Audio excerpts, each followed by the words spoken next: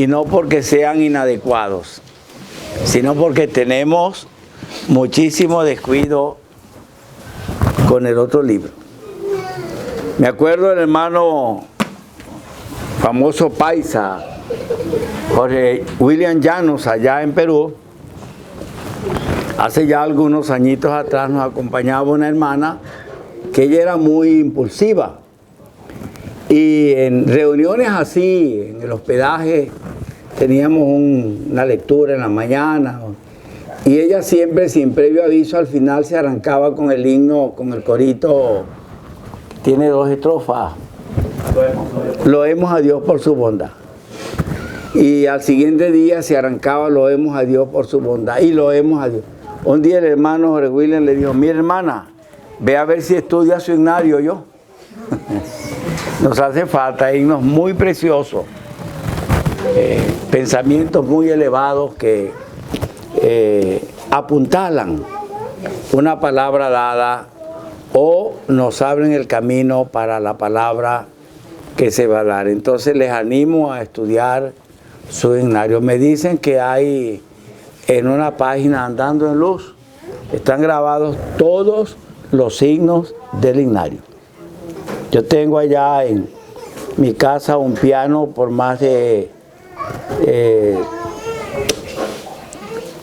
35 años tal vez, y muy pocas veces en estos 35 años ha llegado algún hermano a preguntar, hermano, ¿cómo es la música de este himno? Y esa actitud se refleja en las reuniones de la asamblea. A veces piden un himno y no hay quien, no se canta porque nunca lo han oído. Y otras veces se canta el himno estropeadito. Da cosa estropear un himno cuando el que lo escribió para ser cantado bien. Ahí están todas las instrucciones cómo debe cantarse el himno. Entonces les animo a crecer en el conocimiento del himnario también. Vamos a leer, hermanos. Es una palabra de animación. Vamos a leer en el libro de Cantar de los Cantares. Vamos a leer primeramente capítulo 1, versículo 5. Morena soy, oh hija de Jerusalén, pero codiciable, como las tiendas de Cedar, como las cortinas de Salomón. No reparéis en que soy morena, porque el sol me miró. Este comentario que sigue es la explicación por qué ella es morena. Estoy negra, es la palabra. Negra quemada, muy quemada. Los hijos de mi madre se airaron contra mí, me pusieron a guardar las viñas, y mi viña, que era mía, no guardé. Morena soy. Capítulo 2, versículo 1. Yo soy la rosa de Sarón y el lirio de los valles. Como el lirio entre los espinos, así es mi amiga entre las doncellas. Capítulo 6, versículo 3. Yo soy de mi amado y mi amado es mío. Él apacienta entre los lirios. Capítulo 8, versículo 10. Ella dice, yo soy muro y mis pechos como torres desde aquel día cuando fui en sus ojos como la que haya paz. Estamos acostumbrados, hermanos, y sería un tema muy precioso para unos 7 días o más de ministerio con los yo soy, que no solamente los encontramos en el Evangelio según Juan, porque hay otros yo soy el alfa y la omega. No. Yo soy el que tiene la llave de la muerte y del Hades. Pero en este caso estamos leyendo de la muchacha de Cantar, que ella dice, yo soy. Y en cada uno de los casos uno va a notar que no es una vanagloria ni jactancia propia. Cada uno de estos yo soy en la boca de la muchacha tiene preciosas lecciones para nosotros. Y aunque veo muchos niños, Eunice, siéntese.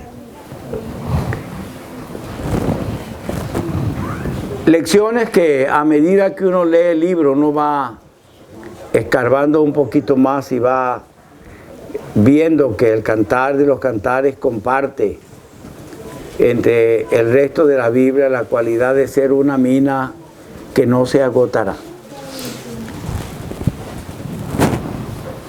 Yo soy morena, oh hija de Jerusalén, pero codiciable. Vamos a decir que la expresión presenta a la muchacha bajo el fuego de prueba. Esta palabra morena es la misma palabra que se utiliza más adelante para expresar la idea de un color negro quemado. Y ella nos está diciendo por qué ella está quemada. Ella dice, no reparéis en que soy morena, porque el sol me miró. Y más adelante ella dice una expresión paralela a esto. Ella dice, los hijos de mi madre se airaron contra mí. La palabra airarse es la misma palabra que se usa aquí para expresar el sol candente. La ira de los hermanos era el calor, el fuego de prueba. La actitud tan severa y tan adversa, y para ponerla a guardar viñas ajenas, la muchacha en el campo, exponiendo su piel al sol caliente y exponiendo su vida débil ante la ira de sus propios hermanos. Por eso podemos decir que esta expresión tiene que ver con ella bajo el fuego de la prueba. Y se mencionó esta mañana, y una de las cosas que dice el apóstol Pedro es la necesidad de que seamos probados como el oro que se prueba con fuego, para luego ser hallado como algo muy precioso y de mucha estima después de haber pasado por el calor que prueba los metales. Y digo, hermano, yo no sé, a mí hasta algunos inconversos en el mercado de Valera me han preguntado, y no sé por qué a mí, pero una vez un señor me abordó en pleno mercado y me dijo, mire, yo quiero que usted me diga algo. ¿Hasta dónde vamos a llegar? Como queriendo decir, bueno, estamos rodando en un foso y vamos rodando y rodando, pero yo no le veo fondo a este pozo. ¿Dónde está el fondo? Yo no sé, le dije yo no sé. Pero la pregunta es reverente. ¿Qué lugar tiene Dios en todo esto, hermano? Nos preocupa a tantos y tantos que se están yendo del país y que están saliendo del país sin ningún orden. Algunos ni siquiera llevan carta. Algunos ni siquiera preguntan qué hay en Ecuador o en Perú. ¿Dónde sería más factible para mí llegar que pudiera estar en contacto? No lo preguntan. Y uno piensa en las lecciones que tenemos, en la referencia al hambre en la Biblia, los que se fueron en los periodos de escasez en la nación de Israel, estaban siendo probados y la mayoría de los que se fueron no pasaron la prueba.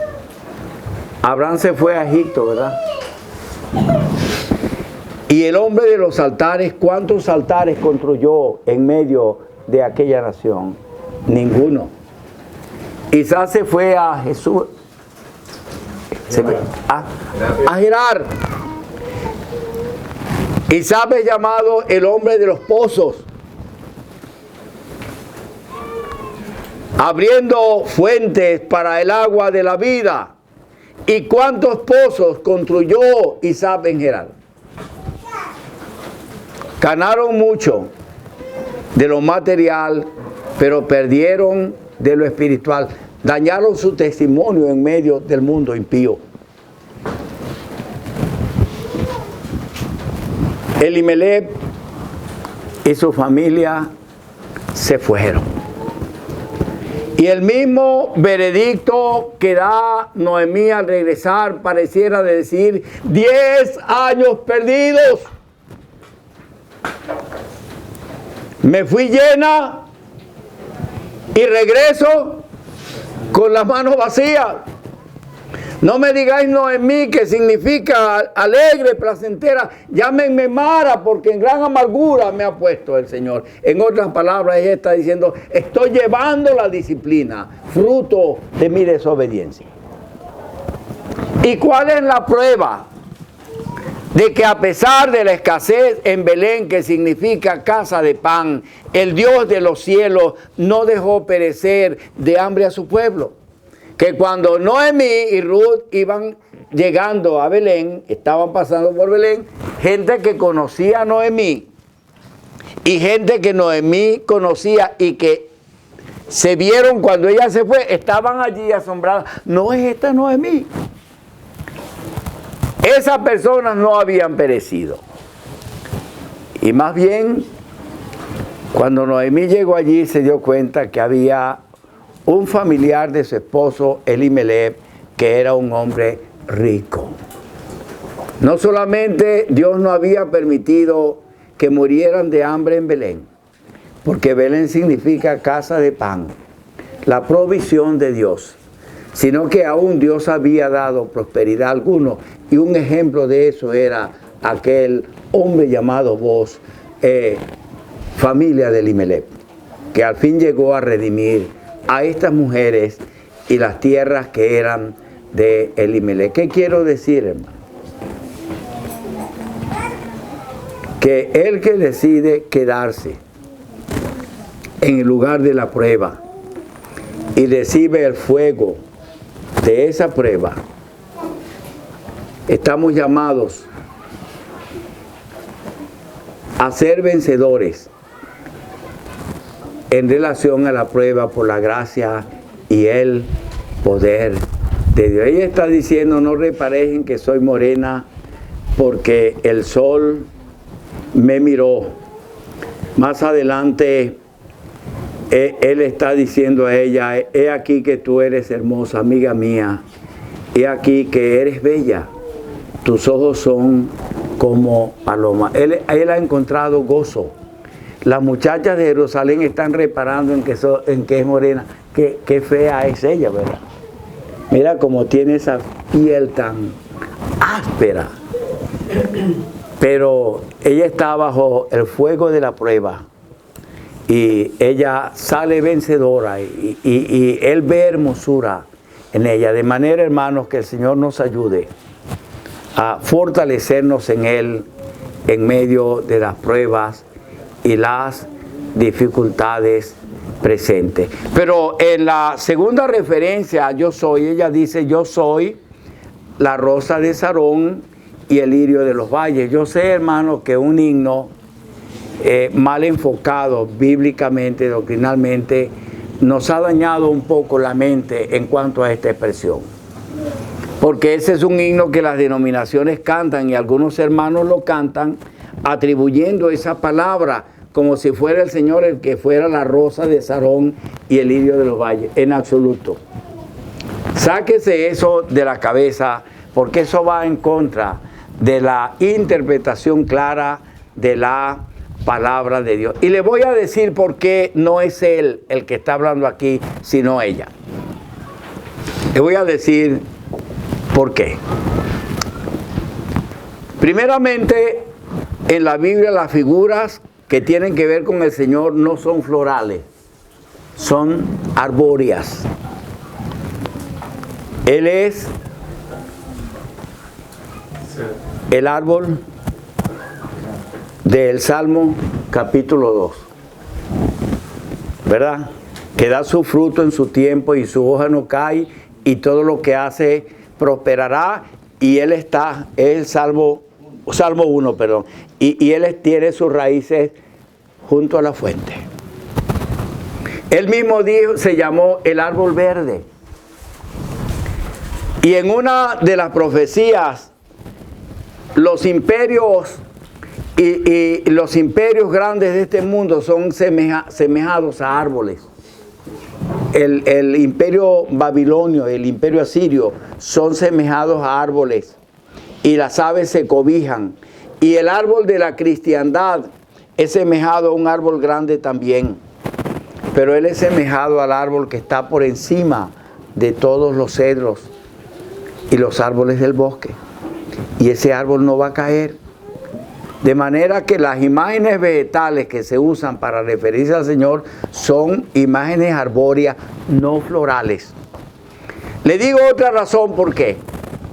La flor en la Sagrada Escritura es figura de la debilidad del hombre, de lo que se marchita.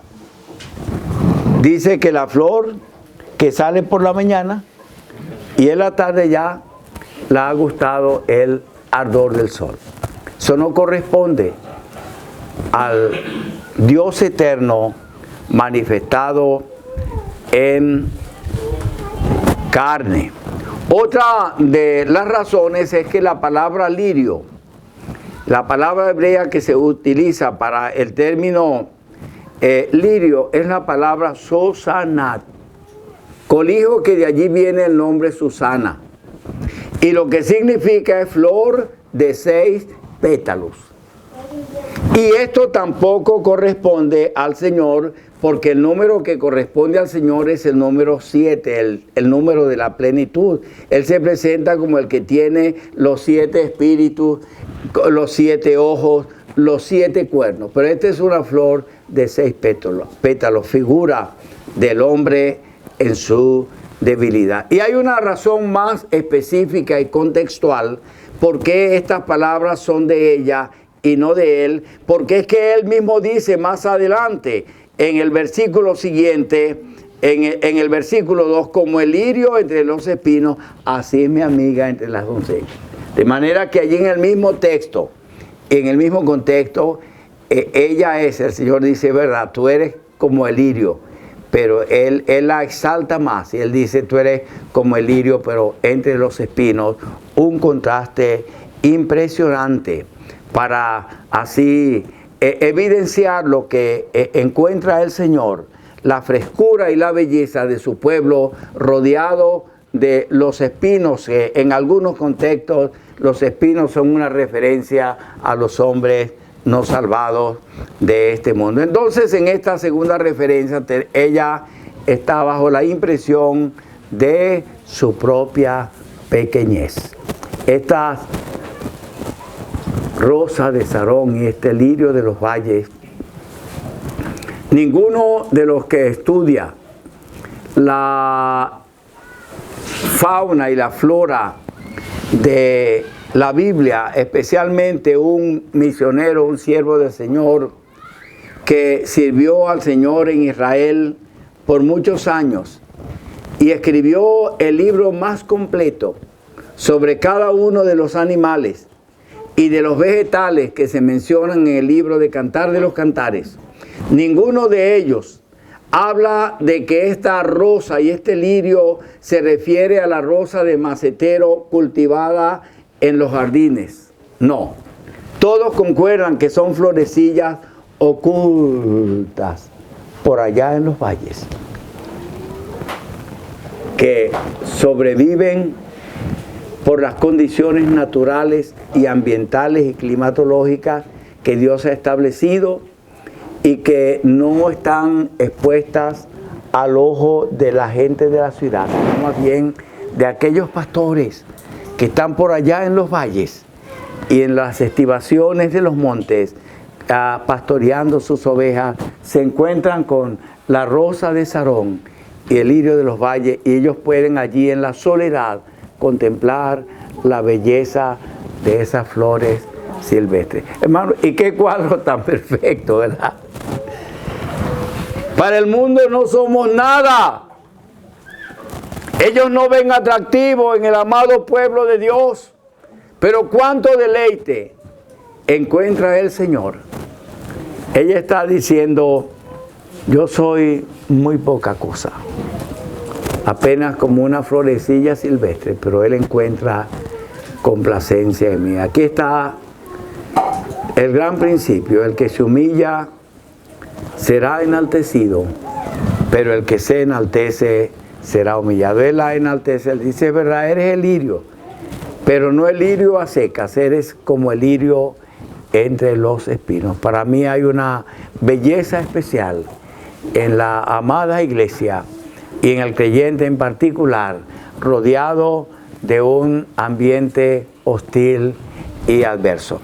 Pero hemos leído en el capítulo 6, versículo 3, ella dice, yo soy de mi amado y mi amado es mío, Él apacienta entre lirios. Aquí la tenemos a ella en la convicción de una doble pertenencia. Soy de mi amado y mi amado es mío. Esto, hermanos, da una perfecta garantía. Esta es una unión vital, una doble pertenencia. Soy de mi amado y mi amado es mío. Y uno puede buscar en la palabra de Dios tantas veces donde este principio y esta verdad aparece. ¿Qué es lo que dice Pedro? Que somos guardados por el poder de Dios para una herencia incorruptible, inmarcesible, inmarchitable, guardada o reservada para nosotros en los cielos. Yo estoy siendo guardado para esa herencia, y esa herencia está siendo guardada para mí. ¿Dónde están aquellos que enseñan que la salvación se pierde? Cada una de las grandes doctrinas de la Biblia aseguran fehacientemente la imposibilidad de que un verdadero salvado se pierde. El tema de la redención, el precio que ha sido pagado y aceptado por Dios. ¿Puede haber alguna devolución? Me acuerdo cuando se casó Tania, que el hermano Rafael le entregó a Tania a Juan Carlos. Me acuerdo que él dijo esas palabras: le entrego a mi hija y no se aceptan devoluciones. ¿Puede haber alguna devolución en el precio que ha sido pagado por nuestro rescate y que Dios ha aceptado plenamente?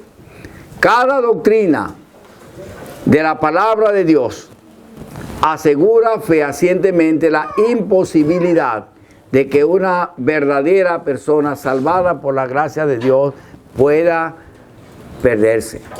De manera que ella está en la convicción de esa doble pertenencia. Yo soy de mi amado y mi amado es mío. Nosotros somos de Él, hermano, por compra. Él nos compró. Y Él es nuestro por dádiva, porque Dios nos los dio y nosotros lo hemos aceptado. Si hubiera solo un versículo que me hiciera consciente de esta verdad, bastaría para traer a mi alma la plena convicción de mi seguridad. De tal manera amó Dios al mundo, que ha dado a su Hijo unigénito, para que todo aquel que en Él cree no se pierda, mas tenga vida eterna. Él ha dado al Hijo y yo he recibido al Hijo. Me acuerdo el caso de una asamblea en el estado Zulia. Me pidieron ayuda y nada mejor que tener unos cultos de estudio del ministerio. Y tratamos el tema de la salvación por una semana. Porque allí había un hombre que estaba enseñando que la salvación se pierde. Y cuando yo abordé el caso una noche, él dijo, ¿puedo hablar? Y se levantó. Pido ser oído. Y él dijo, en ninguna parte de la Biblia se dice que la salvación se pierde o no se pierde. Un hombre viejo allí, pero que sintió eso como una pedrada en la cabeza. Un momento, usted se calla. Usted se calla, le dijo. Y lo paró. Siempre son situaciones un poco tensas que no deberían ser en un estudio, pero procuramos que fuera el Señor y su palabra. Y, mire, hermano, hay demasiados versículos en la Biblia que dicen claramente que la salvación no se pierde. Yo voy a citarle dos. Juan 3:16. Y hay una palabra que nosotros no notamos, pero pudiéramos llamarla el énfasis en la doble negación. Juan 3:16 es una. La lectura de Juan 3:16 es para que todo aquel que en él cree, de ninguna manera, bajo ninguna forma, se pierda. Igual que aquella palabra, no borraré su nombre del libro de la vida, es esa doble negación enfática. No, de ninguna manera podrá ser borrado. Y en Juan 6 dice que esta es la voluntad del Padre, que todo lo que Él me dio, no pierda yo nada, sino que lo resucite en el día postrero. ¿Qué le faltaba al pobre hermano? Le faltaba leer la Biblia, pues. Entonces, aquí tenemos a ella en esa maravillosa convicción de su doble pertenencia. Soy de mi amado y el amado es mío. Tal vez ustedes han oído la ilustración que se usa muchas veces con los niños de aquel muchacho que, siguiendo un manual, construyó un barquito a vela a escala con madera balsa. Y llegó el momento cuando él quería saber si su barquito navegaba. Fue al río, lo puso en el río y navegaba tan bien que el barco se fue. Las aguas se lo llevaron flotando y perdió su barco. A los días el niño fue al pueblo y su sorpresa fue grande cuando en una vitrina de la tienda de un árabe estaba su barco expuesto para la venta. Y él le dijo, Señor, ese barco es mío. El árabe le dijo, no, ese es mío. Alguien me lo vendió y yo lo compré y está en venta. ¿Cuánto cuesta? Cuesta tanto. El niñito se fue muy triste, pero esperanzado. Y él empezó a vender periódicos y a ahorrar, a no tomar lo que le daban para la merienda, sino guardarlo para ahorrar y ahorrar para comprar su barco. Cuando él tenía el dinero, él fue al pueblo. Y él le dijo al árabe, mire, vengo por mi barco, aquí está el dinero. Y lo compró. Cuando él tenía su barco en la mano, le dijo, eres doblemente mío. Me perteneces 2 veces porque yo te hice y porque yo te compré. Doblemente mío. El Señor dijo, nadie los puede arrebatar de mi mano. Y nadie los puede arrebatar de la mano de mi Padre. Doblemente seguro en las manos del Padre y en las manos del Hijo. Qué bueno, hermano, es crecer en esta verdad. Soy salvo. Y soy salvo para siempre. No habrá así la posibilidad de que el enemigo de nuestra salva melle nuestra convicción si nosotros estamos firmemente afincados en las verdades de la palabra de Dios en cuanto a este tema. tema. Pero capítulo 8, versículo 10, allí ella está diciendo